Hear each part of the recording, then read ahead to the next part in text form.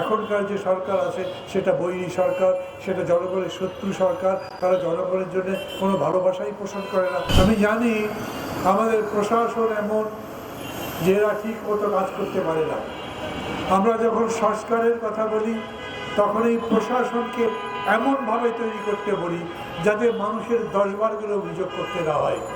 মানুষ একবার অভিযোগ করলেই যেন তার জবাব প্রশাসন দিতে পারে। যখন অভাবের কথা বলে তখন সেই অভাব যদি তখনই মেটাতে নাও পারে, কিন্তু তাকে বলতে পারে এই অভাব মেটাবার জন্য আমাদের এই রকম একটা পদ্ধতি চালু আছে।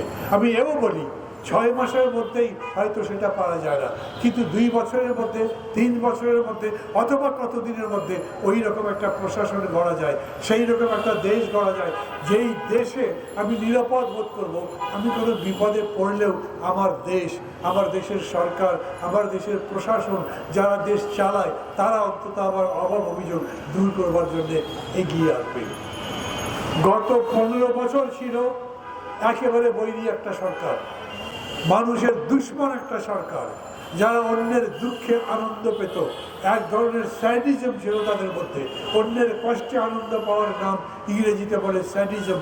এইরকম কষ্ট দিয়ে শাসন করে, লুটপাট করে নিজেরা আনন্দ অনুভব করত। আমরা এই রকম সরকার চাই, যেই সরকার জনগণের দুঃখে নিজের দুঃখ পাবে, যেই সরকার জনগণের দুঃখ দেখলে সেই দুঃখ দূর করবার চেষ্টা করবে। আমি কিন্তু এই কথা বলছি না এখনকার যে সরকার আছে সেটা বৈরী সরকার, সেটা জনগণের শত্রু সরকার, তারা জনগণের জন্য কোনো ভালোবাসাই পোষণ করে না, বলছি না। কিন্তু এই কথা বলি, এই সরকার হলেই হবে না, কেবল ভালো মানুষ দিয়ে দেশ চলে না, যোগ্য লোকও লাগবে।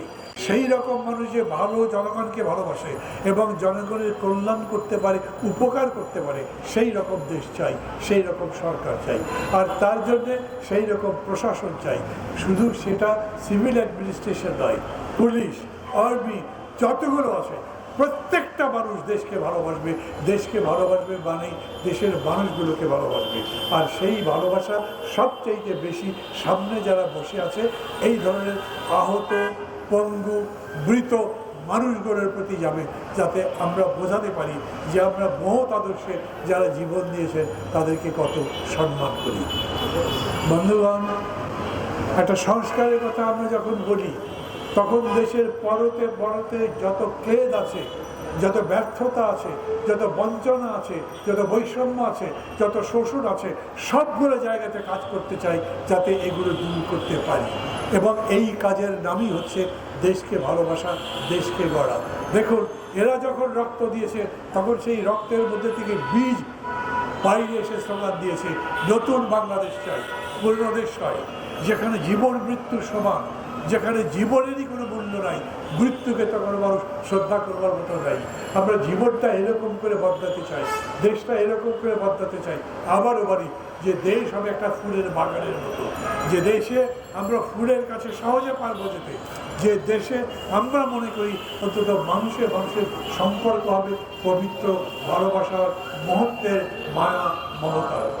সেই মমতার আহ্বানে, সেই মমতার ডাকে সাড়া দিতেই আজ আমরা এখানে আছি।